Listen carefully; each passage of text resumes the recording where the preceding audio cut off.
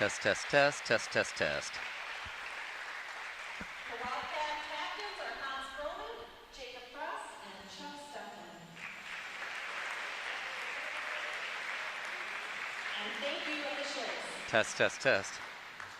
Please stand for the national anthem, sung by our Will New Senior.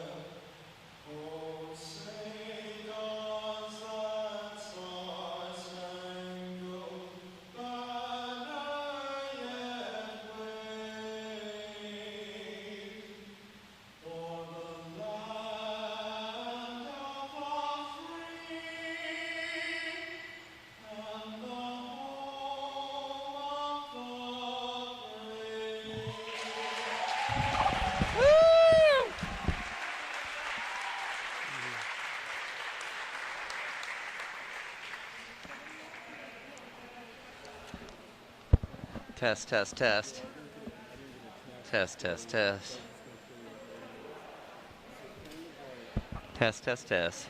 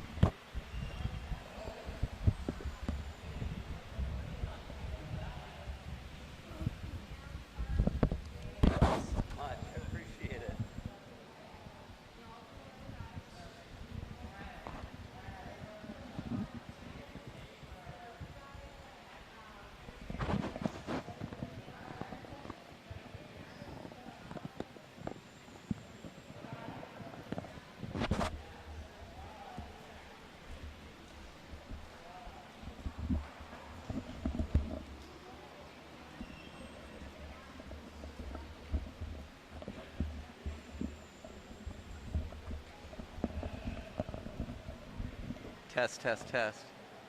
Be good to go? All right. Welcome. This is Gus Broman for ETV, and I am like super thrilled to be here tonight.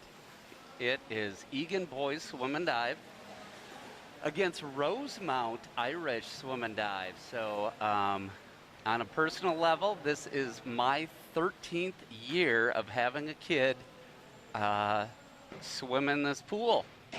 So this the last night I'll have a kid swimming here. So very fun on that topic. But because there's this guy on deck with jeans and a sweatshirt, his name is Chris Morgan, it won't be the last time I'll be around here. Chris Morgan has provided tons of great experience for the guys.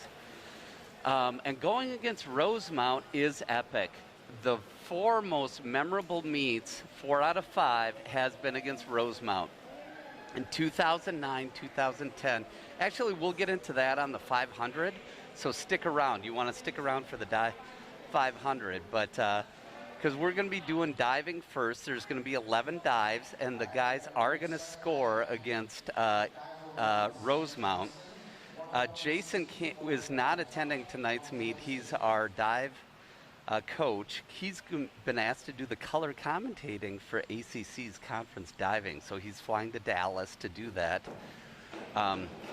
So he will not be here tonight. That was Sam Johnson, do a 1.2. And so Jason, subbing in for Jason is Aaron Carlson of the University of St. Thomas coach. So he's gone through all the background checks, etc., to be here. He actually works for Coach Jason at North Star Diving.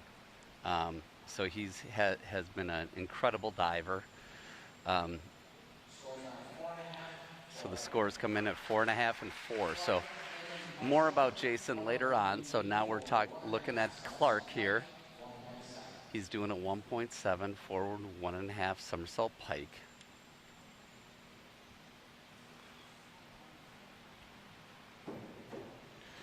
Very nice. Boy, he's coming alive. Clark did do 11 dives last week. Sam Johnson, this is his first time doing 11 dives. So Gabe is going to be doing a 1.7. Great to see all divers doing 11 dives because that means they're ready to compete at the section meet.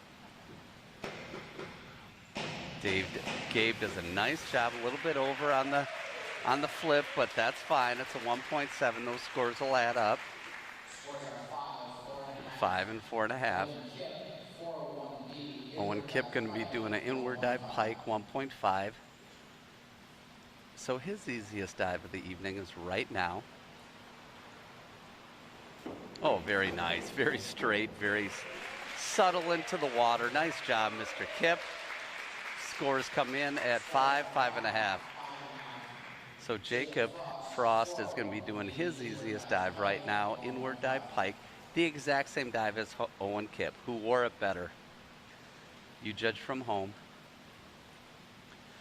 Also should be mentioned, this is Jacob Frost's last dive meet at Eagan High School. Oh, that was sweet. Very nice.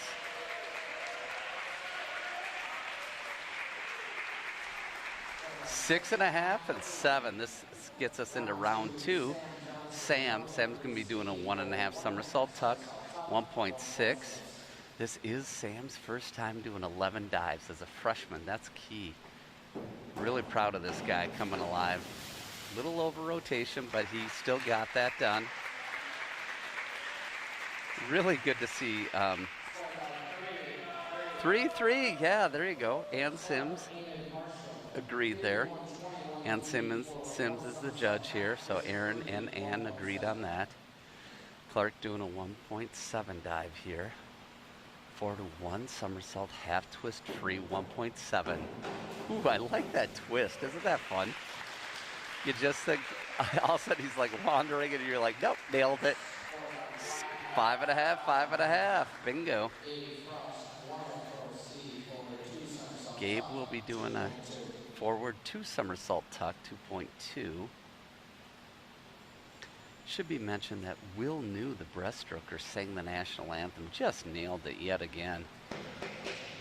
Gabe, ooh, you could tell it, he was a little forward off the board as he went. That caused a little head spray there going in. 3.5, 3. Owen Kipp's going to be doing a inward 1.5 somersault tuck, 2.2. It's great hearing Alex Cahill doing the diving announcing on deck there. Who's injured in he was ACL playing football, but yet he's still part of this team. 5s. Bingo. Each. Okay, the larger Froster child will be doing an inward 1.5 somersault pike, 2.4. You'll want to be getting some 6s and 7s here to get that multiplier. Jacob is going for the pool record here for the 11 dives. So we'll see how that turns out. That was slick right there. Got to see some 7, 7.5. That's very nice. Yeah, the pool record for the dives, for 11 dives, is held by Nick Killen from Eastview. That was 4 years ago. So Sam's doing a 1.7 forward, 1 somersault, half twist free. There it was. Very good by Sam, coming alive as a freshman here. Bingo again, 2 5s. Clark going to be doing forward 2 somersault tuck. It's a 2.2.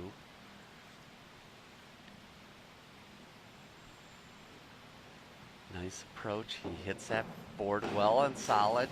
Gets down. He nailed that. So Coach Jason can see, even in the cadence as you're going off the board, how it's going to be bingo 5.0 each judge. Gabe going to be doing a back 1 somersault half twist free, a 1.7. This is a dive Gabe can do, and he can do it well. See if he can pull it off tonight. Yep, didn't quite over-rotate. Bigger splashy entrance than he wanted, but still nailed it. 5.5, 5. So Owen's going to be doing a 2.7 dive. So this is a difficult dive for Mr. Kipp. It's a back 1 somersault, 2.5 twists free. Enjoy this. Oh my Lance, he pulls that off and he gets in and he gets that left arm in as well. Boy, that's some athleticism there. 5 and a 6. So Jacob Frost is going to be doing a forward 1.5 somersault, 1 twist free, 2.2.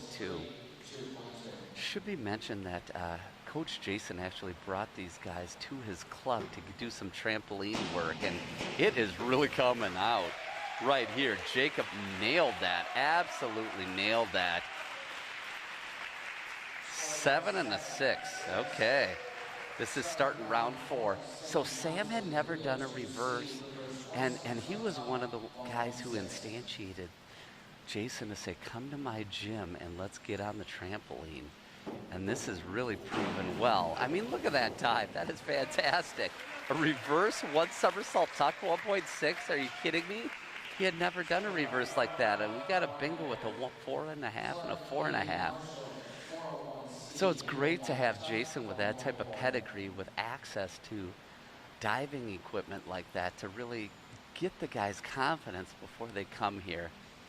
It is his first year in the diving program here at Eagan High School, but not first year diving. So if you can, look up the ACC dive. You'll hear Jason Bauman there.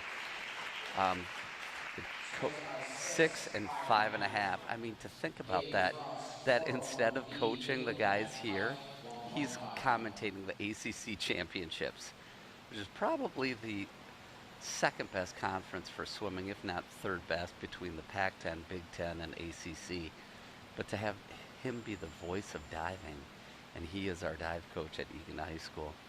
Very nice dive by Gabe. Wandered a little bit there on that inward dive pike, 1.5.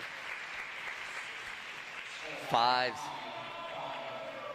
That gets us to Mr. Kipp here with a forward 1.5 somersault pike, 1.7.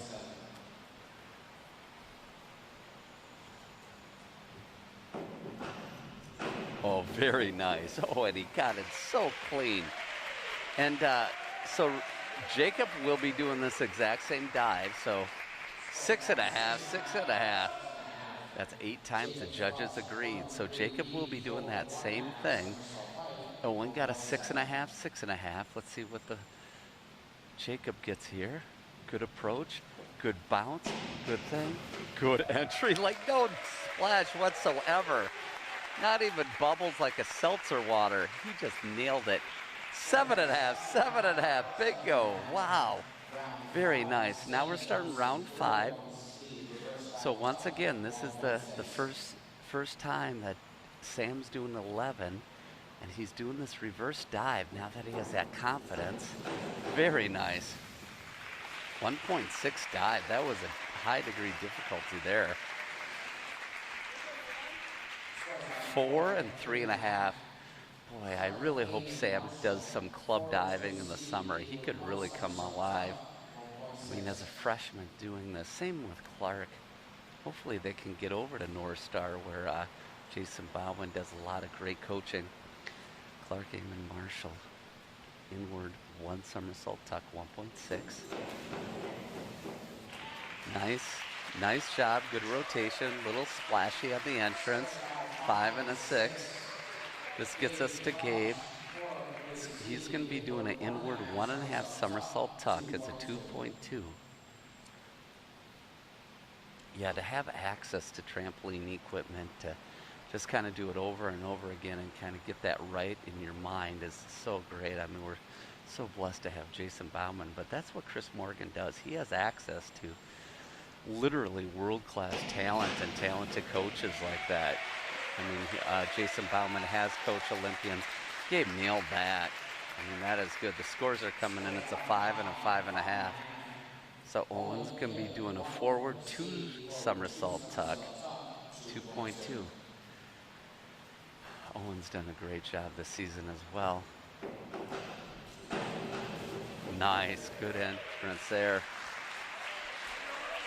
Very nice. Scores are coming in for Owen as a 6.5 and 6. This gets us to Jacob. This is his second most difficult dive. It's a forward 2.5 somersault pike, 2.6. So he needs to score big on this as he gets into sections and state. You need to get a great multiplier on when you're doing a 2.6er, and that was sweet right there. What do the scores say? 6.5 and 7. Nice work. We're starting round 6 here. I believe this is Sam's first time doing a back dive straight, 1.7.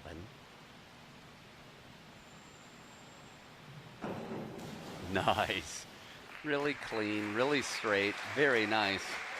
The dive says straight, and that's what he did. 5.5, 5.5. Bingo. We got 10 in a... Clark is going to do a reverse 1 somersault tuck, 1.6.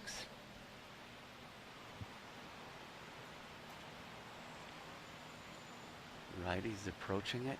Nice. Spring off the board. Very nice. Good job. Didn't quite get his body fully straightened out at the end there. But I mean, he's a tall drink of water. 5.5, 5.5. So expect great things from him. Hopefully he does some club diving in the off season as well. Gabe going to be doing a 1.5, a more simpler dive for him. So what you're looking for is just be completely straight and very little splash.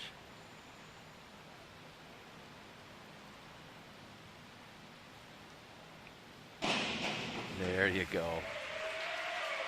Very nice, good clean entry. Knees came out a little bit, but 6 and a 5.5, that's good. Owen's going to be doing the exact same jive. Gabe got a 6.0 and a 5.5. Let's see how Mr. Kip does on this. Owen is just, you can just tell he has great control of his body here. Very nice, straight in. Well done by Mr. Kip. 6 and 6. Very nice. Bingo. Jacob's going to be doing a back dive pike, 1.6. So similar as to what his brother and Owen did, only this is a pike instead of a tuck, which adds a 0.1 degree difficulty here. Very nice. Oh, that was so clean. Seltzer free, not even a bubble on that entrance. 7.5, 7. Very nice. That gets us into the 7th round of diving out of the 11. So Sam's going to be doing a back 1 somersault tuck. It's a 1.5.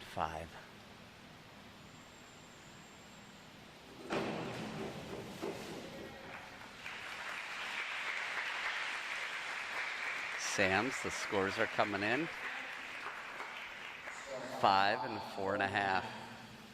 All right, Clark is going to be doing a reverse dive tuck, 1.6 here.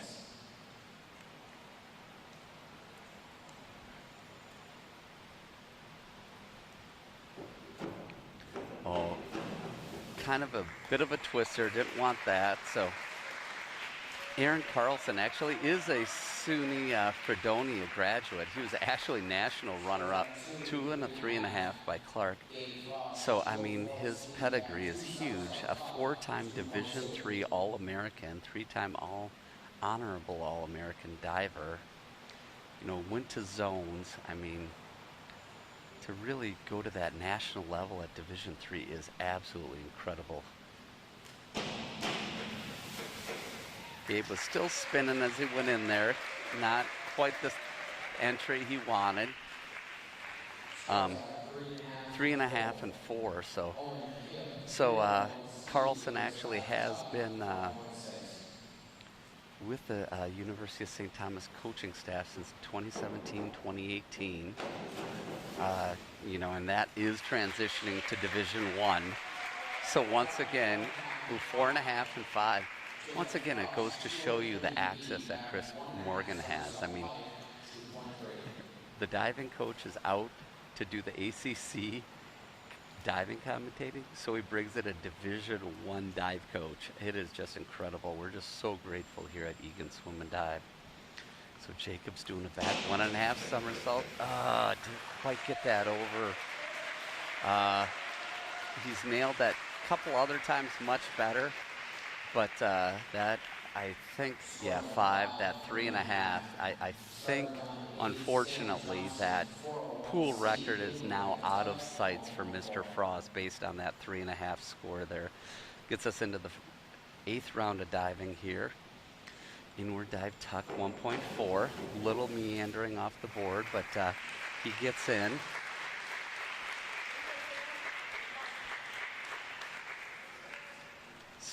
Scores are coming in, and it is a 4.5 and a 3.5. Clark. Okay, it's a 1.5 dive coming for Clark here. Back 1 somersault tuck. So it is a difficult dive for him here. Gets in, gets that dive in. It was very nice. Good to see Clark. This is Clark's second time doing an 11 set. 5.5, 5.5. Very nice. Gabe is going to be doing a reverse 1 somersault tuck, 1.6. You know, Bowen really works on the approach, and you can tell, like, right as you leave the diving board, like, what kind of dive that's going to be, and he really works on that. Good confidence there by Gabe. Gets a nice spring off the board. Good entry. Scores come in at a 5 and a 5.5. Owen Kipp is going to be a back 1.5 somersault tuck, 2.0. Mr. Kipp was on the board. I'm not going to lie. I mean, the Gus Berlin with ETV here. I mean, when the diving coaches do the ACC championships, like, I'm like a kindergartner compared to Jason, so thank you for giving me the grace, Jason, this year. Kip gets a 4.5 and a 4. So Jacob is going to be doing a reverse dive, pike 1.7, one of his easier dives tonight. So look for a high height, straight things, clean entry. There it was. Very nice. Boy, it sure has been great. Jacob is a great diver, but he's even a better kid. It's just been a treat to see him develop through the last 4 years. A lot of hard work that he's put into this sport. It's good to see that he's let his brother into it. Sam Johnson going to be doing a 1. Inward 1 somersault tuck, 1.6. Gets that in clean. We're in round 9 of diving here. 4.5 and 5. All right. Clark is going to be doing a back dive tuck, 1.5. Clark is also, I mean, this is his first year as a Wildcat. It's been excellent to see him. Can't wait to see him develop the next 3 years. Those long limbs can just great dives. That very little splash there. So as Gabe gets this board here, Being a 5 and a 4.5 for Clark. Gabe is the younger brother of Jacob, but we got to start lining up the other Froster children. Both Sammy and Joe are younger brothers as well. How great would it be to have 4 Froster kids on the boards here? Youngest child is Abby. She's a hockey player. Gabe doesn't quite get those legs over. He'll be looking at that on the TiVo system. 4s and 4. Owen's going to be doing the exact. Oh, no, he isn't. It's a reverse 1 somersault tuck of 1.6. Same score, different dive. He's going to add a somersault in here. Gets in. Very nice. You know, you can tell that these guys are well coached by the cadence. Jacob Frost, he used to spend 9 to 10 seconds on the diving board before he would dive. Now he comes up, it's all business. All he has to do is wait for the dive to be announced, and then he's ready to go. He gets into that zone. I used to call him the human rain delay, but now he's just all business. Gets centered, and boom. Look at that dive. Oh, you won't see a better dive this month than that dive, Mr. Jacob Frost. Very nice. Scores come in, 6.5, 6.5. Very nice. Round 10, Sam Johnson, 4-1 somersault tuck, 1.4. This is not a new one for Sam. This is in his 6th dive rotation, so he's confident on this. Hits it nicely. Very nice. Good entry. He was pleased to get one of his easier dives at the second to last here, 5 and 5. So as we're looking at these officials, we're in round 10. They've dove 48 times, and they've had 15 times that they judge the exact same score. That's pretty consistent, and Sims is doing a great job syncing up. Right, let's see how Clark does on this inward 1.5 somersault tuck. Nice, gets it on and enters it in cleanly. All right. Gabe's on the board. 4.5, 4.5. Gabe's going to be doing a back 1.5 somersault half twist free, 2.1. Like I said, he kind of on the fence on if he was going to come out this year, but thankfully Jacob, being the good leader that he is, says, come on, bro, let's do this. What else is there to do? So good to see Gabe on the board, and boy, he better be coming back next year for his junior season. Oh, nice, he got that in. That last twist, and it was clean entry. Jacob bobs his head like a bobblehead. 4-4, very nice. Owen Kipp, he's going to be doing a forward 1.5 somersault, 1 twist free, 2.2. After seeing Owen, I really wish his brother Noah would have dove. Older brother, he graduated. Let's see here, he gets it. Boy, he gets that. There was so much going on in that dive there. That was fantastic, Mr. Kipp. So much twisting, so much tucking. That was fantastic. A 5.5 and a 6. That is just fantastic. All right, Jacob is going to be doing a reverse 1.5 somersault pike. It's a 2.4. Look at that cadence. He just walks up there with confidence, gets it. Bigger splash than he should have, unfortunately, but he gets in there. 4.5, 5.5. Not what Jacob wanted, but that's what this tune-up is before the section meet. So this is the final round of diving. It is round 11. Sam Johnson, he will be doing the exact same dive that Clark Amon Marshall is going to be doing, a forward 1 somersault, 1 twist free. Nice job, Sam. Arms were out a little bit more than he'd like, but hey, as a freshman, are you kidding me? That's a great job by Sam. I hope to see him. 4 and a 3. Good job. Clark, same exact dive. Who wore it better? You tell me. I'm on Twitter at Ludafisk Lover. Really love that Ludafisk. Clark hits it, gets it in. Not the entry he wanted. He's done better, so he's a little disappointed. He's looking at the coach, and he's like, not quite there. And the judges agree with 4 and 4. Gabe is going to be doing a forward 2.5 somersault tuck. is a 2.4 dive for him, so one of his more difficult dives here. Gabe's in the zone. Look at the eyes on him. And great camera work by ETV. Look at this. Big bounce off the board, gets it. Actually, too big a bounce off the board. He went out instead of up. But, so that was twisting as he entering, and 4.5, 4.5. So Owen is going to be doing a back 1.5 somersault, half twist free. It's a 2.1.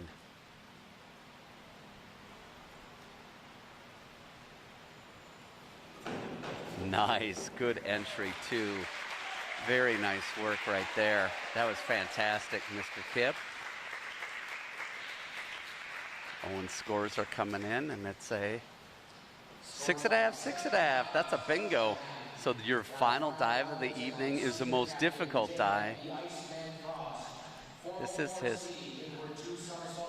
the most difficult dive of the evening. Senior captain, last dive on this board, inward 2 somersault tuck, 2.8. Nails it. Final dive off that board. 8 and a 6. Woo! Way to go, Mr. Frost. Oh boy. Yeah, it's been great having Aaron here. I mean, like we said, it's to have 2 years of experience at the diving club out in Fredonia, and he had graduated with a geology degree with a minor in GIS, which is Geographic Information Systems. So to have when you have your dive coach go do the announcing at the ACC, your substitute is a Division I dive coach, former Division III national championship diver. Are you kidding me? That's the kind of pedigree here. So, all right, we're anchoring back to Rosemount. That's who we're swimming against. You really can't see it because it's mostly it's the virtual meets, which I'm still kind of unsure about that. I was doing broadcasting for basketball. Glad those boys can play. They're in masks and kind of touching each other on the boards. And we're swimming. You are automatically 6 feet apart off the diving boards, but I guess everything has to be a little bit different this year because they are safe being further away. So I'm not sure why these guys can't swim, but we are joined right now by Jackson Keller. So it's good to have him up in the booth with us. I don't think that's a sponsored drink there, but he does have an energy drink. He should be drinking coffee instead of that, but whatever. So Jackson, our theme tonight is going to be tapering. As a parent of kids who have swum in this program for 13 years, I ask them to shovel the driveway, and I'm told, oh, I'm on taper. I ask this, and it's like, oh, I'm on taper. So what I understand, Chris Morgan, over Christmas break, usually, not this year, swims you guys 6 miles, and then as you get closer to that final meet, you begin tapering. Tell us the science behind tapering and what that actually means. All right. So from my understanding, tapering is starting to drop off yards, and by dropping off yards, you're doing less swimming, and by doing less swimming, since you're used to doing all those 6 miles over winter break that we usually do, your body still has a ton of energy in it. So you'll get down to a point where you're doing like not 6 miles, but maybe like 1 or 2 miles of swimming, and you'll start to get all this energy because you're used to giving out all that energy. So you're gonna have all that energy built in to get ready to swim. Okay. And so what is the end result that you're hoping from this taper, and what's the science behind it? So the end result will be, since you have all this energy, you'll be able to go a lot faster in your races. And the science would be, I'm actually not too sure, but I'm pretty sure has something to do, yeah. Okay. The muscles are tired, they're getting built up, and they're resting instead of breaking down. And from what I understand, I had a son who was a Division I swimmer, that the distance swimmers, your tapers are generally longer than the sprinters. Is that a true statement? Yeah, that's true. Since the distancers are going to be swimming longer races, they're not going to be trying to go down to do only 25s in a practice. They're still trying to do like distance races and keep that endurance going for their like 500 or something. Okay, and then tell us about what are your eating habits like when you're swimming the 6 miles over that Christmas break, and compare that to tapering. What is that looking like? So tapering eating is not really dieting, but it's kind of dieting. You're going to be doing a lot more eating healthy, trying to eat a lot less junk food, sugar, and making sure that you're eating your fruits, vegetables, getting your nice, good proteins, like eating eggs for breakfast instead of like Frosted Flakes. Like Okay. making sure that you're putting in the right fuel so that you can go fast. Okay. And then, so as a 500 swimmer, so we say you're tapering, so you're not burning the energy that you are. So last year and the year before, in this tapering, what improvement did you see in your times? I saw some pretty big improvements in my 500 and 200. I went down from freshman year. I think I was 442 or 441, I think, in the 500, and I dropped down to a 433. Okay, wow. So hold on, let me do some math here. We've been all learning online, so it's a little bit harder. It takes me a little bit longer. That's 12 seconds, right? Something like that. Wow, that's incredible. So your last swim, you've been swimming these 442, and then all of a sudden, boom, you drop 12 seconds. And how about the 200? What did you see for a drop in time there? So the 200 freshman year, I think I went 141. Okay. And then I went this past year, I think I went 138. Okay. Wow. And so that was a big taper as well. So, I mean, so one of the things I want you to do this evening is go thank your parents. Your parents are awesome, Paul and Jennifer. Jennifer's actually the secretary of the Booster Club. And as a parent, it's pretty boring to watch these club meets in the stands. So as a parent, what I would do is I would actually compare between all of the teams, the different tapering, and what coaches could taper best. And I got to tell you, in the last 13 years, as I look at high school, that guy on deck, Chris Morgan, has seen better tapers and more drops than any other coach. Is that true, or is that just something I haven't quite established yet? What's your thought? I think Chris does an amazing job tapering. Compared to some other teams in the state, I personally think that Chris does a great job at tapering. It's me and the whole team. Right, yeah, and because what I see is I see drop, drop, drop, drop, drop, and I go to sections, and we're dropping some double digits in these 5 and the 200s. You know, and then the 50 free is always tough. It's almost like when was the last time you ate Taco Bell? But even there, we're seeing some drops in the 50. And I look at some of the other schools, and they don't see that double digit drop there. And I know that we were doing well when you can just compare all these times and what the times of the drops are. So tell me a little bit more about what happens after taper. If I'm not mistaken, Jackson Keller, if it wasn't last year, it was 2 years ago that you took on the 60 nugget challenge. Is that a true statement? Did you go for that? Yes, that is. After taper, basically you go out and what I do is I eat a bunch of junk food since I haven't eaten it in like yes, 2 or 3 weeks. Yes, and you're a teenager, so you're craving that. Yes. So I did go out after state and I did the 60 nugget challenge where you try and eat 60 chicken nuggets in 10 minutes, and I was able to get 53 chicken nuggets. 53, that is a more important question, because I've been in this program 13 years and I've heard some bad stories that are true stories. Did the 53 nuggets stay down?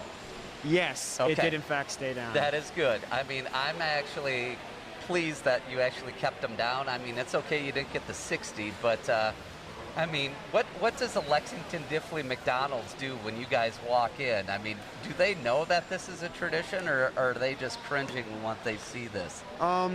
I didn't think they knew when we went in because I asked for 3 20-piece chicken nuggets and they just kind of stared at me blankly and they're like, "You really want 60 chicken nuggets?" And I'm like, "Yep, I'll pay for them." Yeah. So they're like, "All right, we'll make them for you." All right. And so you did the 60 nugget challenge, and so you were aggressive, and you set your sights high. What are some of the orders that some of the other guys have after that state meet when they don't have to taper anymore? What are some of the other orders at McDonald's? A lot of shakes Okay. from various restaurants, a lot of like junk food like burgers and Sure. chicken nuggets, or a whole smorgasbord. Yeah, yeah. And then that next morning, I'm sure you kind of feel some of that grease that you haven't had in a month or so. So, I mean, do you feel it in your gut the next morning? Oh, yeah. I remember specifically that I didn't feel good, but I wasn't hungry Yeah. because I ate all those nuggets. So Yes, I exactly. didn't have breakfast the next morning because I wasn't hungry. Exactly. Oh, Jackson, this has been a delight. I love our little tradition. So thanks again for coming up, and best luck in the club program. And I hope to see you wearing blue and green next season, swimming for the Wildcats. So thanks for your time and good luck. All right. Thank you very much. All right. All right, our first event of the evening is the 200 Medley Relay Junior Varsity. So it's only one heat, and so it's Riley McRoberts in the pool right now doing the backstroke. Man, that was fun talking to Jackson. It's good to have the insights, and I'm telling you, if you're short of entertainment during the state meet that Saturday night, feel free to go to Lexington Diffley McDonald's. That's free entertainment. Will Win in the water for, he'll be doing the butterfly here. I'm sorry, the breaststroke. We're on the second swimmer, my bad. I think after 13 years I could get this order down, but I was so excited talking about how awesome Jackson Keller is. He's a phenomenal swimmer, and you know, we talk about the ACC, and that's the type of school he'll be attending, either that or a Big Ten school. But he's an awesome swimmer, but he's a more impressive gentleman. He's just a real great guy, and he doesn't let his success get to his head at all. Neelan Ambalam in the water can be doing the butterfly here. Good for him. So we're going to have, throughout the night, I'm going to give you some of the best swim races against Rosemount High School. I mean, the rivalry here is epic. I mean, Rosemount was basically the team to beat for over a decade. Also in the conference with 196. Actually, the official tonight, Ann Sims, her daughter swam for Rosemount. Tyler Sitter in his last medley relay at this pool. He'll be doing the 50, 31:68 on Neelan's time. And thanks to ETV, that all the splits are on your screen there. You know, the double screen is so great. We're so appreciative of ETV. Sitter going to be, after high school, going to be joining the Marines, serving our country. Makes the national anthem even more special when you see that. So, touching in, this gets us to our varsity medley relay. So this is going to be interesting. I think this is the fastest. Yeah, for sure. This is the fastest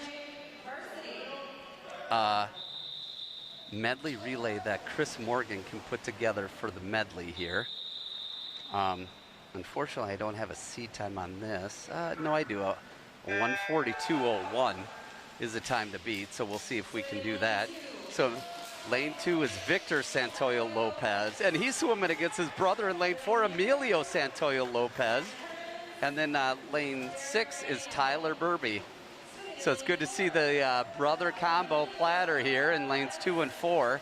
On deck here, getting ready to go in lane 4 for that A relay is Captain Chuck Steffen. Lane 2 is Will New in there, national anthem singer. Lane 6, that's Lucas Arvidsson, also a senior. All seniors are in the water here. These are the breaststrokers. So Coach Morgan is saying, what am I going to do next year for the breaststroke? He'll figure that out if in the off season. Chuck Steffen is going to be going for the pool record tonight. He has Max Stigman's record of a insights of a 59.25. Broman in the water in lane 3 doing the butterfly. Lane 2, that is Reese Cook. And lane 6, butterflying it up, is Ben Currens. So we'll see if this medley relay for the Wildcats can get a sub 142. Broman getting a good cadence. I like that cadence, that good kick on the feet. Thomas Keller is queued up and he's off. That was a clean exchange there.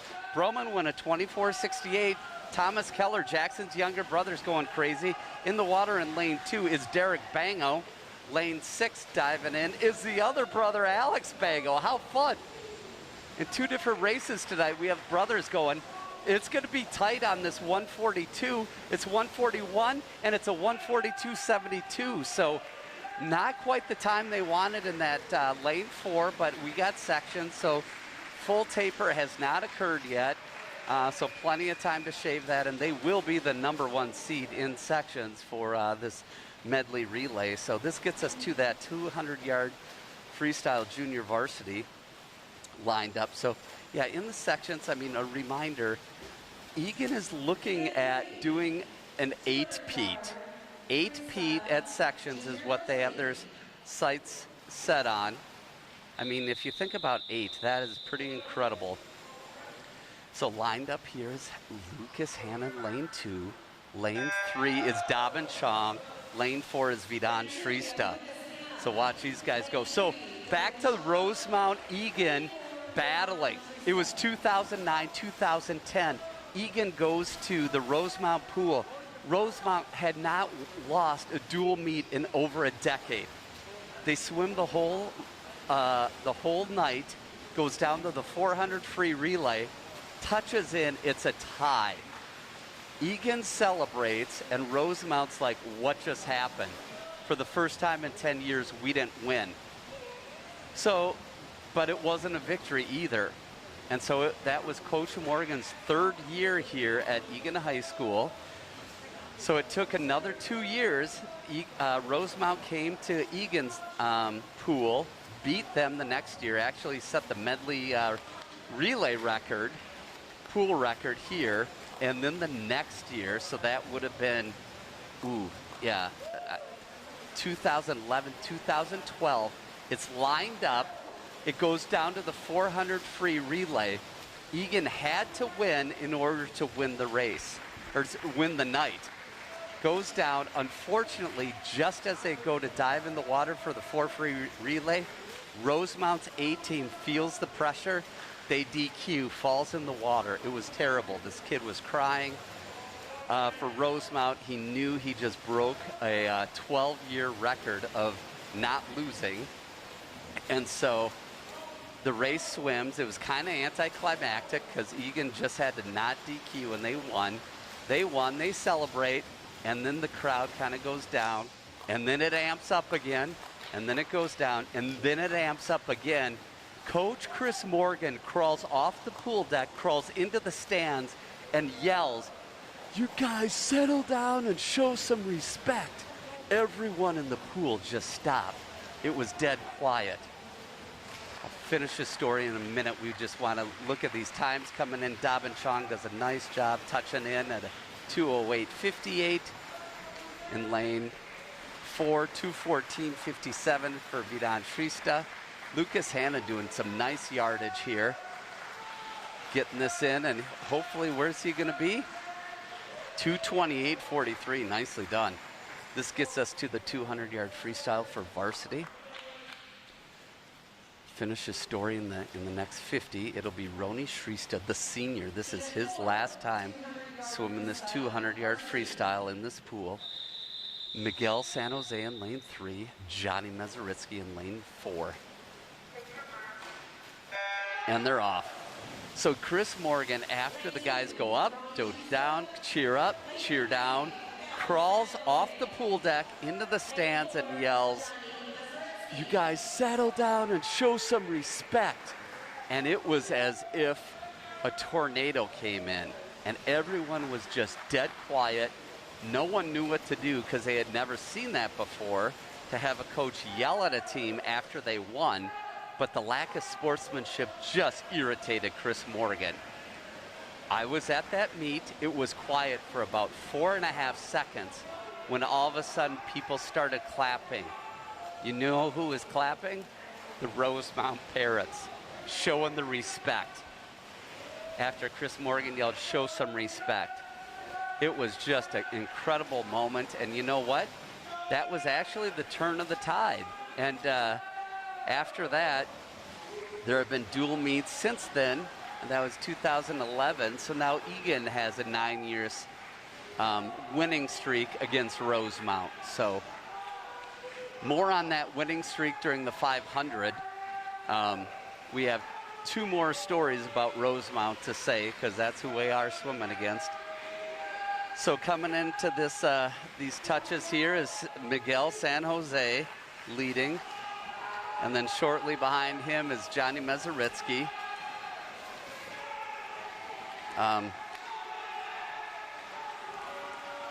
So Roni Shrista has a 1:57 as his seed time going into this. Miguel San Jose, the freshman, has a 1:52.69, and will he be beating that? Let's see here. He touches in. Yes, he does. He goes a 1:52.50, and then Johnny Mezaritsky goes a 1:55.21. So he just goes a half second over, and then good for you, Roni Shrista. The last swim in your pool is the best time you've had in a dual meet in this, with a 1:57.41.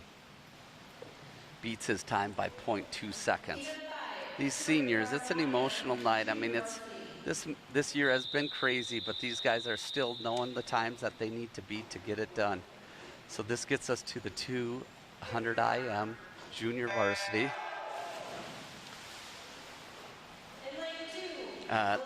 Lane 2 is William Wynn. Lane 3 is Victor Santoyo Lopez. Lane 4 is Will New. So you'll see Victor out in front on this butterfly, and then as it goes into the backstroke, he'll be even further out. Then as we transition to that breaststroke, you'll see Mr. New in lane 4 coming alive. So Victor really specializing in a backstroke butterfly. Will is a decent backstroker, but breaststroke is his sweet spot. Section swimmer for the Wildcats last year for sure. It's always good to see these flip turns. It's really difficult. So, you know, a lot of this race has to do with the transition. So great camera work by ETV. So watch this. You have to like touch the wall and go in stride. Good touch by Victor, and then he's off for this breaststroke. So let's see. Will does not find the wall. He lost about 0.6 seconds on that transition. So not what he wanted, because he's supposed to be making up tons of ground, but he lost it on the turn. But now that it's the swim of the breaststroke, he's making it up. In lane 2 was William Wynn. He had a decent flip turn there. The eyes are on Victor, though, in the middle, and as you can tell, Will New is catching up. You know, Will's like, can't we swim 100 yards of this instead of just 50? So now you'll see a two-hand touch by Victor, a little bit of a glide there, and he's off and running. Will just touches it now, so he's going after him, but he's not going to touch Victor. Victor is in order. He's a freestyler, a backstroker, flyer, and then a breaststroker. So you're not catching him tonight. So here comes Victor in for the JV here. We'll log his time and compare it to the varsity swimmers. He goes a 2:13.41, which is, he shaved a second and a half off. Will goes a 2:19.17, and so he takes off 0.2, and Will New goes a 2:25. So he dropped two seconds as well. So that gets us to the varsity for the 2 IM. You know, this is like, if you ask me, this is the most difficult one. Swimming is your entire body, and this event is your entire body in all 4 strokes. So it's difficult. This is always a fun race here when you have The two senior captains in Chuck Steffen in lane 3, and then Hans Broman in lane 5, because Broman is a butterflyer and a freestyler, and Steffen is a backstroker and a breaststroker, and then Bowie is a breaststroke, a butterflyer and a freer. So Broman's going to have to get over a full body length out in this butterfly. Gets a good turn here. Now this is where Steffen, his long paddles in this backstroke, he has a good underwater. Almost in the underwater, he basically catches Broman there. So Hans is going to try to keep up, but he won't be able to in this backstroke. Bowie doing a nice job on the backstroke as well. So very nice. Good turn by Hans, though. Much better than his first one. Steffen is doing a really nice underwater, so he'll be about a half body length ahead, and his stroke is the breaststroke. Broman does it, lingers on that wall a little long. Bowie does a nice job, but if Broman can stay within a body length, he has a chance, but we'll see.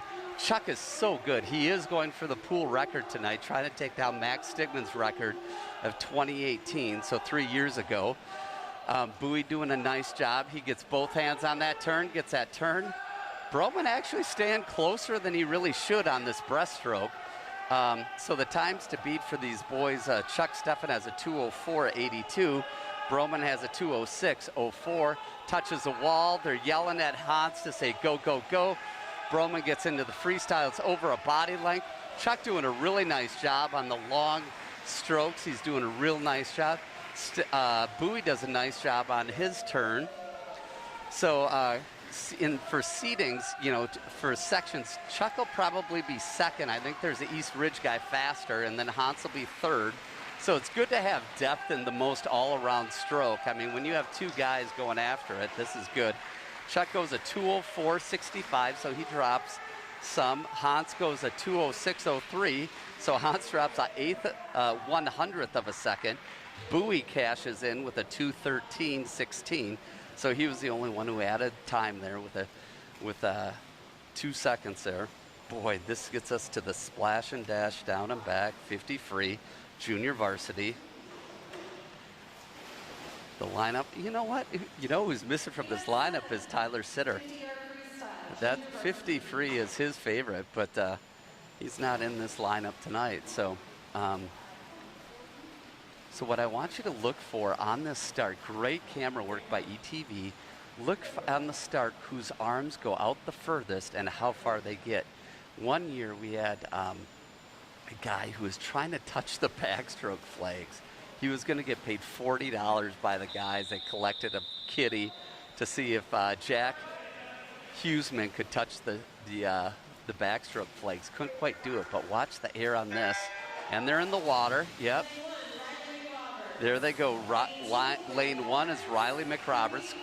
Lane 2, Ben Currens. Lane 3, senior Lucas Arvidsson. Lane 4, Carson Rivard. Lane 5, Reese Heenis Cook. Lane 6, Kuldeep Ratchabatuni. So look at this. Coach knows how to see these guys. They're coming in the flying V. Exactly finish, exactly how they're seated. That's Chris Morgan. He knows his athletes. Good job. You see the times on the board. Arvidsson comes in, touching in first with a 24.95. That's excellent. So what we're looking at now is the varsity splash and dash down and back. So Thomas Keller is looking to go at 22 for the first time this year. His seed time is a 23:07.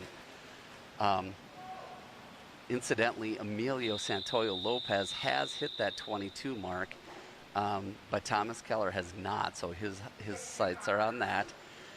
So in lane 2 is Alex Bango. Lane 3 is Thomas Keller. Lane 4 is Derek Bango. It's fun to see the Bango bros in the same race, varsity. It's good to see it.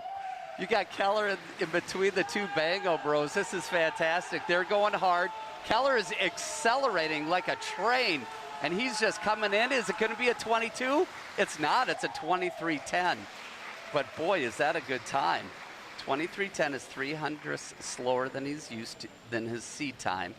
So now we have a break here before the 100-yard butterfly. This break is actually for a guy by the name of Hans Broman, because he went, and Alex Bango. and Harrison Bowie, because they all did either the 50 or the 200 IM. So this is usually where diving is. But this gets us to the Rosemount meet. So this, when the guy was disqualified and just was devastated, he was actually a club swimmer with the guys, and so that broke the record. Rosemount then came here and ended up losing. I believe it was, let's see here, if it was 2011, 2012, then they lost for 8 years in a row to Eagan. Last year, Rosemount came to the DHMS pool, and it was their year to beat Eagan. Came down to the 400-yard freestyle relay, the last race. It was back when we could cheer and yell for our kids, and you had swimmers in every lane from every different school, so it was Rosemount and Eagan parents just rocking. I'd never heard in my 12 years how loud this pool was.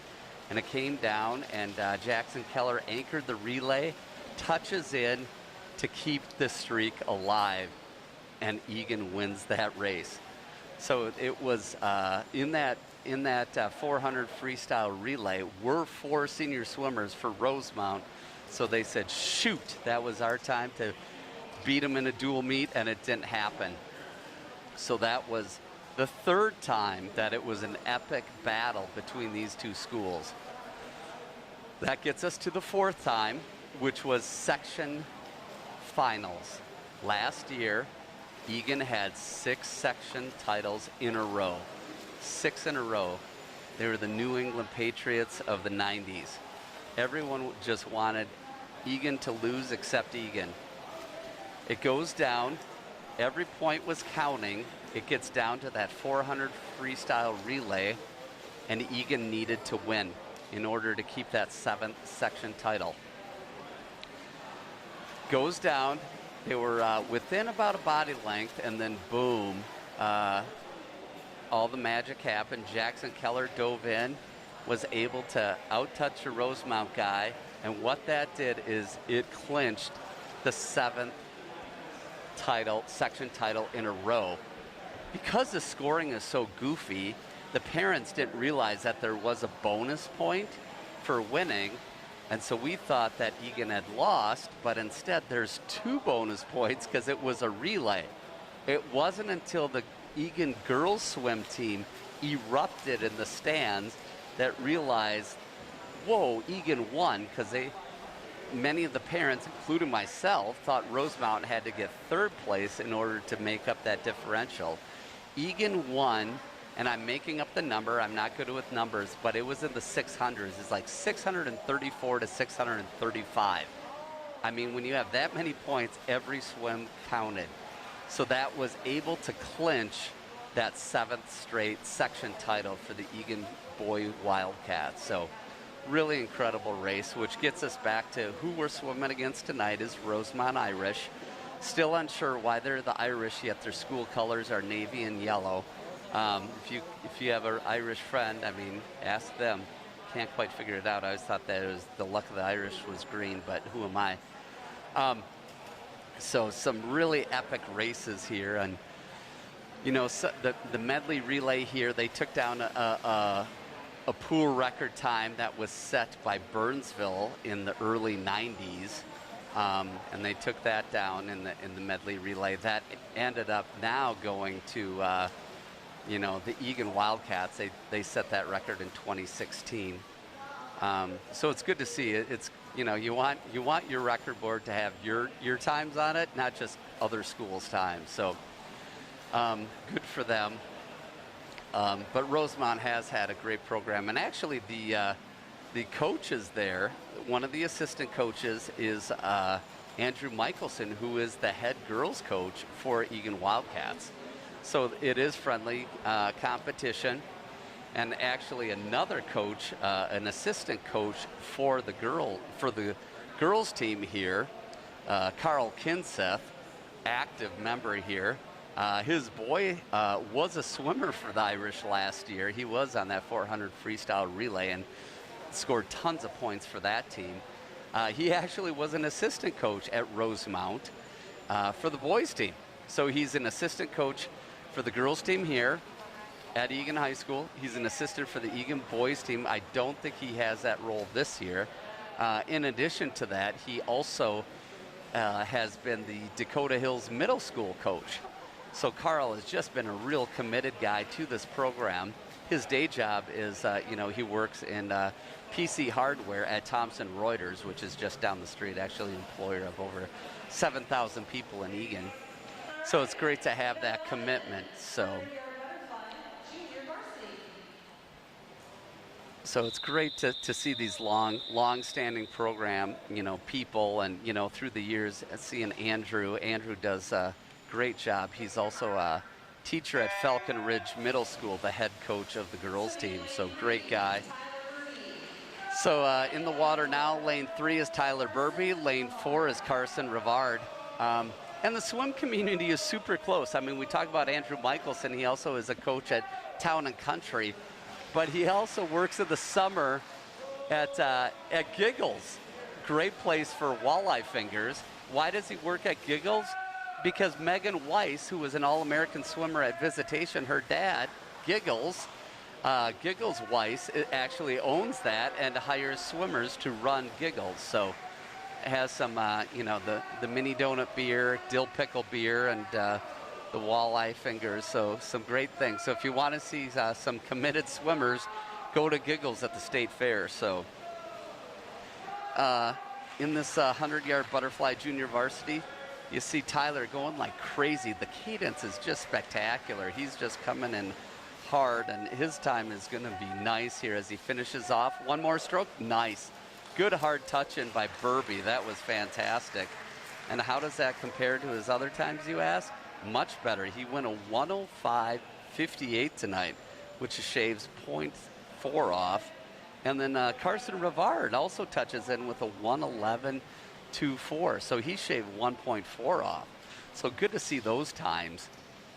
That is a hard stroke. I mean, that is basically an ab workout for a straight minute 5. So this gets us to the varsity race of the 100 butterfly. Alex Bango in lane 2, Hans Broman, senior captain, lane 3, Harrison Bowie in lane 4. So Broman, he had 2 brothers in this program. One was a butterflyer who went on to become a Division I athlete in the 2 fly and a 4 IM. So Hans is not quite as fast as his oldest brother, but he certainly could kick his middle brother in this butterfly. So he's coming in nice, good turn on that cadence. Same thing in lane 4. Bowie, nice turns. It's all in the turn. Good job, guys. Bowie gets a nice turn, and Bango gets a decent one as well. So Broman trying to get a sub 55.5, but it's going to be tough on this night. Nice turn by Bowie, lane 4. He's keeping up. Bowie's going a little deep on the stroke here. Broman going to touch in. Not going to get his best lifetime best in this pool. He goes a 58.23, so he adds 3 seconds to his time. And then Bowie ends up coming in at a 105.67. He adds time. And Bango goes a, sorry, Mr. Bowie. He went a minute 2. And then it was Bango who goes a minute 5. So everyone added there. So let's forget about the butterfly, but tell you what, if there were Rosemount Irish in this pool, they would have lost that race. Those are some decent times. We are stronger in that butterfly stroke. So come sections, all the magic will happen. Just rest easy. So now we're at the 100-yard freestyle junior varsity. Ooh, a little bit of wiggling. Ann Sims sees the wiggling, says, nope, you stand up. Let's get a clean start. There you go, much cleaner start there. Neelan Ambalam in lane 2. Lane 3 is Ben Currens. Lane 4, Kuldeep Rajabatuni. So ratcheting back here, it's back to Chris Morgan. He really stresses the guys. Love him as a coach. For 13 years, my kids have been under his tutelage. I mean, my wife Margie's actually doing the on-deck announcing tonight. Great voice, actually can sing the national anthem fantastically. Didn't sing it tonight because Will New, who sings it, just wonderfully sang that. But my wife and I joke that the only adult that has spent more time with our kids is Chris Morgan, this swim coach. So always teaching life lessons. And I'll tell you what, my third son graduating from this program in 13 years, but I'm still going to be involved in this program, and it's just so great and revolutionary for these kids. Let's see these times coming in. Very nice touch in by Ben Currens with a 58.64. Very nice job. He drops a second. And then Nealon goes a 104.90, so he drops 2 seconds. And Kuldeep goes a 104.70, a 2-second drop. Wow, great swims, JV freestylers. Oh boy, this is going to be fun. Emilio Santoyo Lopez is in that third lane. He has the best time for the Wildcats this year with a 49.51. Thomas Keller, though, has the second fastest time in lane 4 with a 50.97. Roni Shrestha has a 53.11. Senior Roni Shrestha, this is his last swim in this pool, so this is going to be a battle. Thomas Keller is a competitor. Emilio, this is his stroke, so we'll see if we can do it. What I love about this is if you look at the body types, Thomas Keller is a tank. And you look at Emilio, and he's more of a slender, long guy, but yet you put him in the pool, and their times are super duper close. So these guys are going out. Emilio is feeling it tonight. He's just coming in really hot. So it should be a 49 of some ilk. Will it be a 49? I don't know. 47, 48, it sure is. It's a 49.32. He dropped 0.2 seconds. Nice job, Emilio Santoyo Lopez. And not to be overdone, Thomas Keller drops 0.5. And then Roni Shrestha, his last swim in a dual meet, he only adds 0.03 of a second. That is just fantastic. So, yeah, that was so great. That swim, I mean, you're going to see Emilio Santoyo Lopez. He'll probably be repeating as that section winner in that 100-yard freestyle. This gets us to the 500-yard freestyle varsity. There is one swimmer that will be swimming a junior varsity. That'll be Riley McRoberts. So Riley has really come alive here as a freshman. He'll be in that 5th lane, but Coach Morgan, always supporting these guys, didn't want Riley to swim alone, so he's throwing him in this varsity heat. Let's see how this goes. Davin Chong in lane 2, Miguel San Jose in lane 3, Johnny Mezaritsky in lane 4, and Riley McRoberts is in lane 5. So this is going to be a battle in the middle. You've seen Miggy and Johnny go at it in this long distance many a times. So Riley, Miggy just tries to stay close. He's in that 3rd lane, and Johnny comes out nice and fast. So what's pretty amazing, though, Riley McRoberts, his grandpa is in Dublin, Ireland. He's watching online. Thanks for staying up.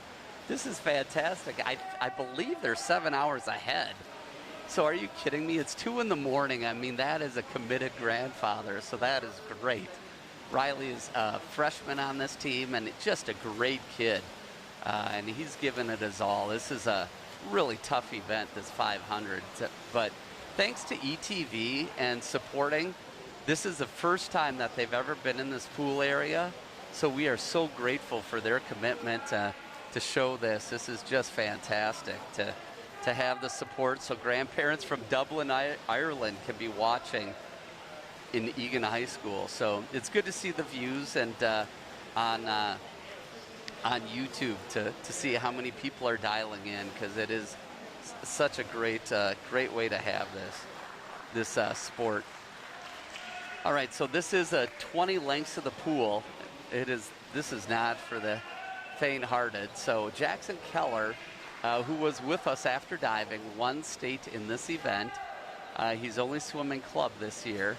It should be noted, Big 12, the top 6 times are University of Texas.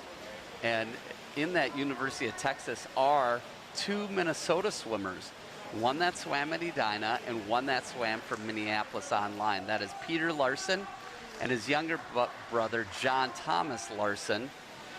Just to give a point of reference, they go 4:16, 4 minutes and 16 seconds. So it will be interesting, because I think your fastest time tonight for this will be probably in the 5:30 range, or 5:15 range, I'm sorry. Mezaritsky is in lane 4. He's pushing it. What happened last time is Miggy just kind of laid in the weeds and was just waiting for it. So McRoberts doing a great job for his first time swimming this 500. This is not easy. Dabin Chong is going crazy as well. Anthony Schmidt, you see him on deck just pumping his arms up and down, up and down. So Mezaritsky going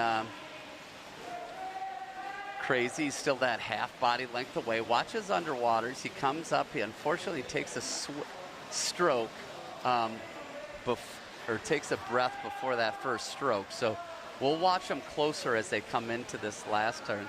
So a couple of the guys are on 13. A couple of the guys are on 11.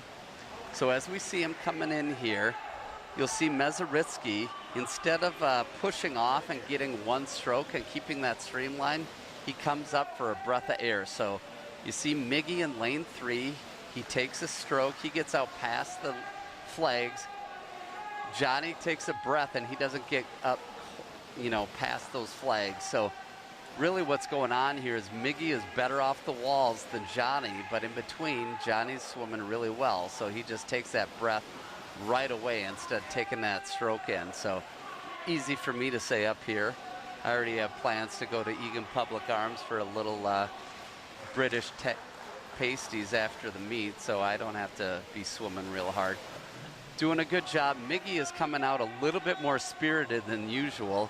Riley McRoberts doing a wonderful job there over in lane 5. Not an easy event, I'm telling you. I'll never forget, it was in 2014 where a senior said, I want to swim the 500. Everyone's like, are you crazy? He got so much in the zone, he swam a 550. So we still tease him that he has this pool record for the 550. That bell indicates there is 1 lap to go for the leader, and the leader tonight is Miguel San Jose, doing a great job, good underwaters, doing nice work there. Riley McRoberts as a freshman, actually there's 3 freshmen in this race.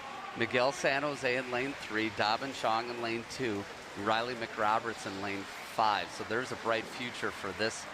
And the time is going to be for Miggy is a 5:07.78. That is well done. He dropped over a full second. Johnny Mezaritsky added 4 seconds. And Dabin Chong has 1 more back to go. Riley has a down and back to go. Boy, this is a tough race. If they ever had a parent 500, that'd be the day that all my boys would quit swimming. Many of you don't even walk 500 yards in a day, so much less swim. It's incredible. Dabin touching in with a 5:44.16. Nice push off the wall for Riley. He's feeling it now. I'd like to see his legs go a little bit more. That's where your power is, but he's arming it out. But whatever it takes, I'm telling you. He gets the double orange block, so he's finishing it off. He's on that end line as you see the other guys breathing. Now look at the camera zoning in on Riley McRoberts. Are you kidding me? He's going to go a sub 6:35 for a first time. That is fantastic. So bright future for Riley McRoberts, and Grandpa in Dublin, Ireland. Cheers to you for living in the richest city in the world. It's richest because it's always Dublin. All right, that gets us to the after the 500-yard freestyle is a 2 free relay. 4 guys swimming down and back, splash and dash. And we do have a junior. Are you kidding me? I turned the sheet. Riley McRoberts, congrats on swimming the 500. Now get over to lane 2 because you're lead off at lane 2. Oh, that is so hard. Riley McRoberts finishes the 500. He's now grabbing his goggles and saying, I'm in lane 2, I have to swim a 50. Oh, that is fantastic. Oh, this is what oh, and I hear Chris Morgan's quintessential laugh over there, laughing. They're moving him over to lane 2. Oh, big pat on the back by Neelan Ambalam. Oh, he can't even get his heart rate going, and so he's going to be swimming it down and back. How will he do? This is great. I mean, this is what memories are made out of. Hey, I swam a 500. Yeah, now get out the blocks. You're leading off. So Riley McRoberts, after swimming a 500, is leading off at lane 1. Lane 4 is William Wynn. Boy, where was that kick at the 500? Riley McRoberts, was he saving it? Was he tapering for the 50? Possibly. Look at the kick. Boy, he was just warming up. He did a 500-yard warm-up for the 50. We'll see how these guys are doing. Neelan Ambalam is on the blocks in lane 2. Lane 4 already in the water is Vidant Shrestha. Riley McRoberts goes to 29.68 after swimming a 500. That is incredible. In the water in lane 2 is Neelan Ambalam. Lane 4, Vidant Shrestha. Queued up in lane 4 is senior Tyler Sitter. This is, Tyler loves this 50 freestyle. Didn't get to swim it individually, but he's off for the 2 free relay. There he goes. Mom Patty is recording it from the pool perch. Lane 2 in the water is Lucas Hanna.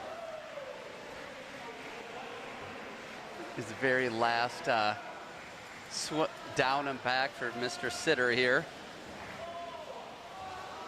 Looking in lane 4 now, that is Dabin Chong on the blocks, who also swam the 500. He's off. And then lane 2 is Kuldeep Ratchabatuni. He's waiting for Lucas Hanna, and he's in and he's off. There you go. Just going. I'm hoping that Riley McRoberts doesn't have to swim the backstroke.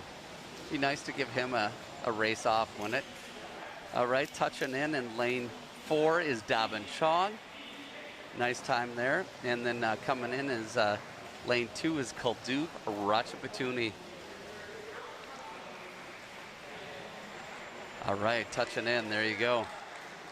This gets us to the 200-yard freestyle relay varsity. Let's see what the seed time is. Can we find that? I think we can. Eagan 18, 200-yard freestyle relay varsity. All right, the 2 free relay varsity is a 1:33.70.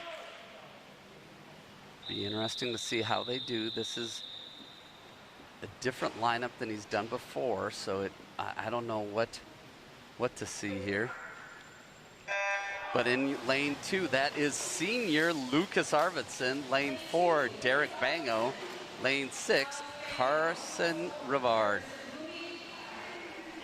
Arvidsson, boy, it's been great having that family involved in this program. This is their final night as well. They had a Mitchell Arvidsson who goes to University of Iowa. Lucas will be attending North Dakota State. In the water now, and lane 4 is Chuck Steppen. Lane 2, Alex Bango. Lane 6, that's diver Gabe Frost. Chuck gets a nice turn. I like seeing that partial diving relay in lane 2. The Froster boys. Lane 4 queued up, Roni Shrestha.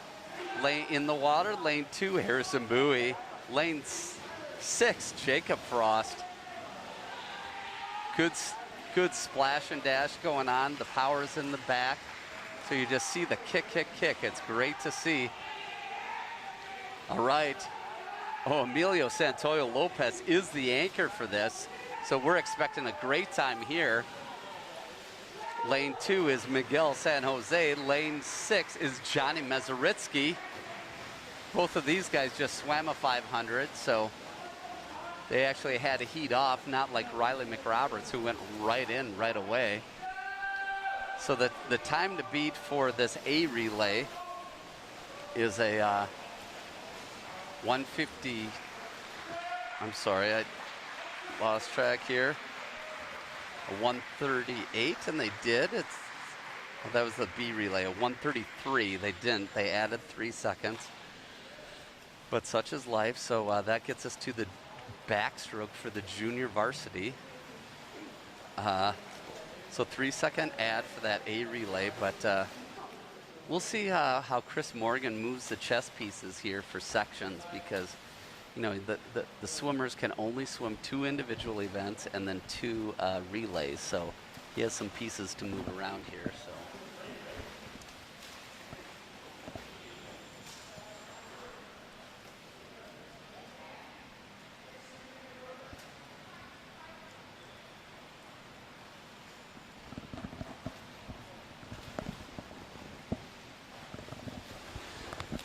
Apologies for the crinkling there. After talking for an hour and a half, it's good to get a little bit of agua and coffee, not gonna lie. Gonna take a quick 5-second break here. We'll be right back.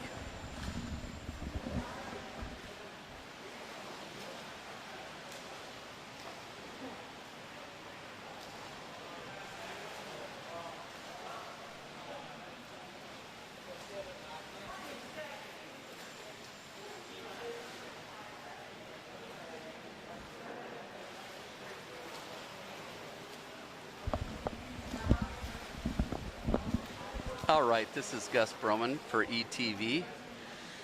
Back at it after a soft beverage. So, you know, this is, not gonna lie, it's an emotional night for me after being 13 years coming here on most Friday nights. So, very grateful for Chris Morgan and the families he's affected. I mean, we hosted a 50th birthday party for him, and you know, people just came out in droves. They were just so grateful.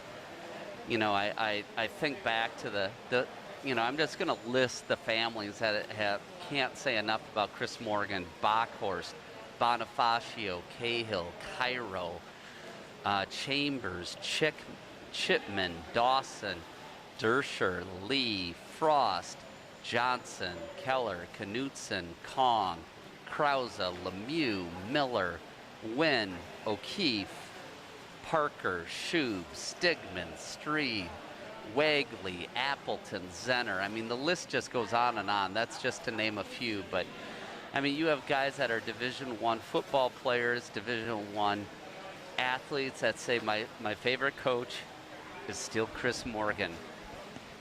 He has a phrase that's never settle. You can always do better. You never settle. I think of Jasper Appleton, who's the 50 freestyle boys record. He actually got a tattoo on his bicep. Never settle. He's a Division I swimmer at University of Wisconsin-Milwaukee. So good to see, you know, the lifelong lessons that continue to endure, and all of those families. Just really grateful for Chris Morgan and the influence that he has. And now Anthony Schmidt he's been an assistant for 3 years. He has, boy, have I missed his cute kids on deck. They're just always adding a breath of fresh air, but have missed them during this COVID season. But he's a great addition. He's a chemist by day. He goes to Eco Lab to work, and he adjusts his schedule, adjusts his parenting to be with these boys. It was in 2015 where we won state. Emily LaBuzz was the assistant coach. She had to retire from coaching swimming. She had a baby. Chris Morgan had over 75 applications to be the assistant coach, and that was when Laura Drake came on board. Laura Drake, speaking of Riley McRoberts' grandpa in Dublin, Laura Drake now lives in Ireland, but her family is a swim family as well. Her dad, Gordon, a world-class radiologist, actually set the Notre Dame breaststroke record in 1972. He has an authentic Irish pub in his basement there in Mendota Heights, and I've seen his record board there in his in his Irish pub. So she took over, and she was devastated when she had to move on and move to Ireland. And that was when Anthony Schmidt joined the team. So thanks to the Eagan Booster Club, we hire a third on-deck coach, and that's Tyler Husko. And in addition to the Booster Club funds hiring that, they also hire a strength and conditioning coach. So thank you to Minnesota Orthodontics, who's a generous supporter of Eagan Swim and Dive, and also the Urgency Room. So this gets us to the second to last individual event of the evening. It is a 100-yard backstroke junior varsity. Lane 2 is Neelan Ambalam. Lane 3, Tyler Sitter. Lane 4, Yard Freestyle. So good to see these guys. I mean, like the guy like Tyler Sitter, he wasn't into swimming. He was just trying to get in shape. He shows up after being a lifelong soccer player, and he falls in love with how hard the workouts are. And now all of a sudden he's doing this technical stroke of the backstroke. Let's see how he does on this flip turn. Gets that front flip, gets the leg push. That was a fantastic flip turn, Tyler Sitter. I mean, it is a lot of science and technicality as you're getting into those walls. It's not just going down and back. It's to get a good push off that wall and do it underwater takes technique. Actually, Anthony Schmidt works a lot with the guys in the training lanes in lanes 4, 5, and 6. And a lot of their improvement has to do with him. And I remember Tyler Sitter at senior night mentioned that. So Tyler coming in hot. How's his finish? He finishes underwater nicely with a 109.88. Oh, that was great to see. And that, not a club swimmer, Tyler Sitter, but he's swum this enough to kind of know what is it that it takes. So it's good to see him finishing off with that underwater there. That's fantastic. Tyler best his time by over 1.5 seconds. Nice job, Mr. Sitter. And in lane 2, Neelan Ambalam shaves 5 seconds. And Vidant Shrista shaves 3 seconds. So I'm thinking the tapering is happening right now, because you see a lot of these guys shaving sometimes here, 3-4 seconds. So this gets us to the 100-yard backstroke varsity. Lane 2 is Tyler Burby. Lane 3, Derek Bango. Lane 4, Victor Santoyo Lopez. So good to see Derek Bango. I'm telling you, his mom, Shalone Lee, works the table. She's running the Colorado. So ETV puts it on the screen, but Shalone Lee puts it on the board. So thank you, Shalone. Also, the financial chair of the Booster Club, so couldn't do it without her. She is the treasurer. So good turn by Derek Bango on that, and Victor Santoyo Lopez. Tyler Burby going great guns in lane 2 there. So it's Victor battling it out. It looks like it is Victor's race here, being about a body length ahead of Derek Bango. So the times coming in here are pretty amazing. Yeah, lane 4, that is Victor Santoyo Lopez.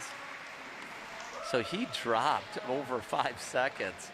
Derek Bango added 2 seconds, and where are we at with Tyler Burby? He dropped a second. So kind of all around the board there for that 100-yard backstroke varsity. This gets us to the 100-yard breaststroke junior varsity. Please stick around. Chuck Steffen in that varsity heat is going for the pool record, currently held by Max Stigman. Max Stigman is a engineering major at Georgia Tech. Definitely a brainiac. Actually, his father, Pete Stigman, made it on ESPN's Play of the Day. So also an athlete in his own right. But back to the 100-yard breaststroke junior varsity. Lane 2 is Lucas Hanna. Lane 3, William Wynn. Lane 4, Reese Heenis Cook. Good to see all of these guys will be back next year, which is important because your varsity heat is all seniors. So Chris Morgan always lives in the moment but looks to the future as well. He's always planning ahead, scoring meets a year or two in advance. So Lucas Arvidsson cheering on those guys, yelling at him, saying, go, go, William Wynn. Oh, Reese Cook is off and going, and now we got Arvidsson yelling at cheering on Lucas Hanna in lane 2. Boy, it's been great to have Lucas out for swimming as well. I mean, there's another guy who has just stepped up, never swam before, and here he is. So, I mean, these guys don't realize how hard these workouts are till they're in deep. And then the friendship and the camaraderie and the work ethic is just outstanding. So William Wynn is coming in here, touching in. He has a 1:13.75 seed time. He adds a quarter second. Reese Cook adds 0.2. And Lucas Hanna, he'll be the only one who's dropping time here. He has a seed time of 1:58.11. Are you kidding me? He's going to be touching in almost 20 seconds faster, over 20 seconds, 22 seconds faster than the last time he swam that. So would really like to see Lucas Hanna get into some club swimming in the off season. So mom and dad, if you're watching, he's got it in his blood, a season of club swimming, and he'll be even faster. So you can tell that that kid enjoys that water. So looking forward to seeing him next year as well. So here's the Breaststroke Varsity. The whole world knows that Chuck Steffen is going for the pool record. The pool record, once again, is a 59.25, and they're off. Actually, Lucas Arvidsson had the best start there up in the air. He's up and going fast. Lucas doing a great job. Lane 4 is Will New, and Chuck Steffen is in lane 3. All three seniors here. Will New, a section swimmer. Lucas Arvidsson actually fell in love with the sport from Mitchell and all of a sudden became a club swimmer. So Steffen touching in at a 30.15. It's going to be tough. A 59.25, because remember that 30.15 is off of a dive, so I don't think it's in reach myself, but I'm not a numbers guy like Morgan, and maybe he's saving for the back half. Will New doing a nice job, doing the double touch. Your time is 50 seconds right now, so 54 seconds, 55. So Pete Stigman, and we're over a minute now, so it's not going to happen here. 1:03.91, still a good time for Chuck, and he probably will be the #1 seed. He actually added 2 seconds. Let's see here, where are we at with the other guys here? 1:12 for Lucas Arvidsson, shaving 2 seconds. Good job, Mr. Arvidsson. And Will New, 1:09.42, just adds 0.2. So this gets us to the last event of the evening, the 4 free relay. I do have to say, it looks like Coach Morgan stacked this 400 free relay on the back half here. So their seed time is a 3:22.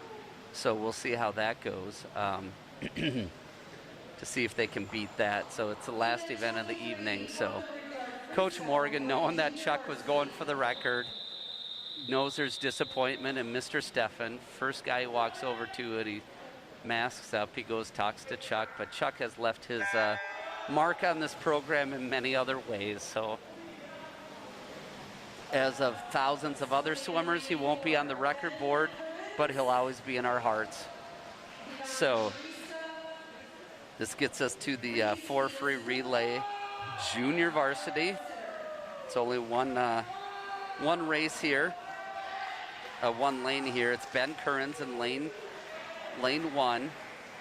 Excuse me, he is the first swimmer in lane 4. So I'm not gonna lie, I'm thinking about last year where Rosemount was here for this meet. It was nuts. I mean, I have a niece who was at that meet, had never really been to a swim meet before. She's like, whoa, I thought swim meets were boring, but it was hype. So just knowing how crazy it was. So it's hard to see these guys swimming against Casper, the friendly ghost here. In the water now in lane 4 is Bidan Shrista, the 8th grader. His dad, V.J. Shrista, is actually scoring the meet, running the computer meet manager. 11 years ago, I actually was doing that job, and the requirement was I owned a laptop. The Booster Club didn't even have a laptop, but I had one from work, and I'm actually not a technologist, so I sweated bullets for 4 years. And let me go through the list of names of the other people that have run Meet Manager. Brian Voss ran it for many years. He'd come even when his kids weren't swimming. He had a boys swimmer of Griffin Voss and a girls swimmer of Alexandra, and then also Deidre Appleton. Boy, miss him. Grady Appleton also ran it. So it's good to have him on deck. It is Reese Enos Cook on deck there, and he dives in. Other names that have run Meet Manager, Tim Dawson, who had two boys in the program, Jared and Zach. Both of them went on to swim at Gustavus. Actually, Tim missed it so much and we needed some training over time trials. He came in to run time trials this year. He was like, anything I can do for Coach Chris Morgan. So it was great to have him back and training in Shalone Lee and VJ on time trials, because it's quite a bit different. And just because Chris Morgan wanted to have some different, wanted to have some seed times for these boys going into that first meet. Actually, if they were to swim against Lakeville South now, their times are better, you know, but they swam against the two fastest teams at Prior Lake and South at the beginning of the season, so they will not win the conference. All right, in the water now is Tyler Sitter, the senior. This is his last competition in this pool. It's not just a down and back, it's down and back twice, so he'll be going crazy. So back to the Meet Manager, easily the most esoteric software you've never seen, so it takes some talent there, so we certainly appreciate the people through the years who have done that. The Colorado system is a different system. But yeah, even Andrew Michelson, the coach, would come in, and just a team effort. Teresa Jurish, also another name who was on deck with myself, Gus Broman. So really, you know, if you go to a basketball game, if a parent doesn't show up, the ref's still ref. But if in swimming the parents don't show up, you don't have times, you don't have a scoreboard. And if you don't have ETV show up, you don't have grandpas in Dublin, Ireland watching their boys swim. So thank you to ETV. So Sitter coming in hot. It'll just be over 4 minutes for that team. And touching in. All right. So that gets us to the last race of the evening, and it is the 400 freestyle relay. This is, they are the defending section champions in this race. So expecting great things again. They are looking for sands of flu bug hitting the team.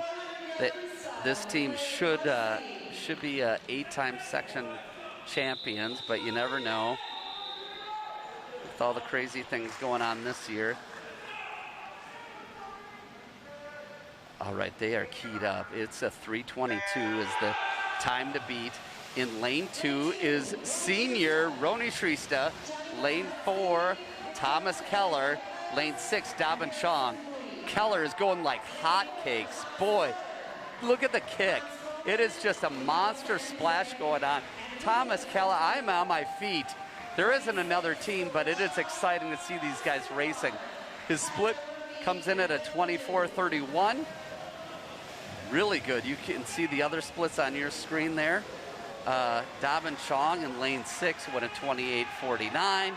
Lane 2 is Roni Shrista. Thomas Keller coming in hot. Hans Broman, senior captain, is on the blocks in lane 4. Let's see what Thomas Keller touches in at. That second split is a 26:35. Broman is off. He streamlines to the middle of the pool to save on the armage. And lane 2 is Johnny Mezaritsky. Lane 6 is Carson Rivard. Broman getting a long streamline, possibly a little bit too long, because once you get up, you can swim faster on this, but it does save a little bit of time. So Broman, let's see how his flip turn is fast. He goes, he takes it, he gets way out past the flags, takes 2 strokes at full body length past the flags. That's what you want to see. You know, in lane 2, you see Johnny Mezaritsky also getting out past the flags. He takes that breath, though. Broman gets another good flip turn there. Carson Rivard in lane 6. You see him going the opposite direction. Lane 4 on the blocks is freshman Miguel San Jose. He goes in. Broman's time is a 27:63. In the water in lane 2 is Victor Santoyo Lopez. Lane 6 diving in is Tyler Burby. All right, let's see what the split is. I missed Broman's time on that first half. Boy, I play it opposite. It's my own kid. I'm not even watching the splits, but I will watch Miguel San Jose. He's like a son of mine, 25:54, because he has a disc golf podcast that you should all listen to. Nice flip turn there in lane 2, Victor Santoyo Lopez. All right, good flip turn. Ooh, a little tight there for Miguel San Jose, but look at the cadence on that kick. He is just going. I love in the cheering. It's Go Big Blue, reminiscent of the Rosemount Epic meet last year. And they are going to send Emilio Santoyo Lopez off. 27:91 was a split for Miguel San Jose. In the water in lane 2 is Harrison Bowie. They're going crazy. Emilio would be the guy to be this anchor. That fastest time with the 49s. He's who you want on the blocks. In the water in lane 6 is senior Will New. So Emilio, what's a split? What is it? It's a 24:23. That's a decent split for that first half. So what always bugs me is I can never get that last split, so I don't know exactly how fast he's going, but I'll tell you what, he's the fastest in the water for these Wildcats for that 100. Will New getting that turn. Harrison Bowie getting that turn. Let's see here. The time is 3:22. Not going to see that tonight because it's going to be a 3:27. That concludes that A relays, but they are queuing up for sections. Let's see here. Harrison Bowie coming in strong. Nice solid touch there. And lane 6 is Will New, the senior. This is his last competition. He'll be going to St. Olaf College next year.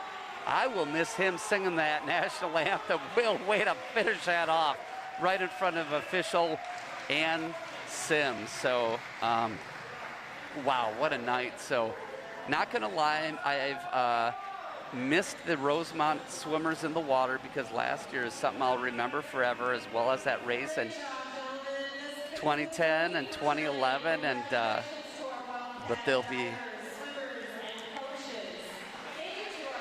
man, the Ann Sims came, and then ETV. I just love these guys at ETV. They do such a bang-up job all the time. I always have it getting the splits on the screen, and I've had many people just comment at how great it's been to have them on deck. So I'm wearing a 13-year-old shirt here because it's 13 years I've been with this program, but you know, like I said, it's just gets better every year. These kids live the legacy. It's so fantastic. So good to see that. So thank you to ETV. Please tune in and subscribe to their YouTube channel. There's other towns such as Farmington that raise money to try to get, but we have the professionals here. So enjoy that, subscribe, and watch your favorite sports and support local businesses during this time. So it's been an honor. Gus Broman for ETV signing off. Thank you.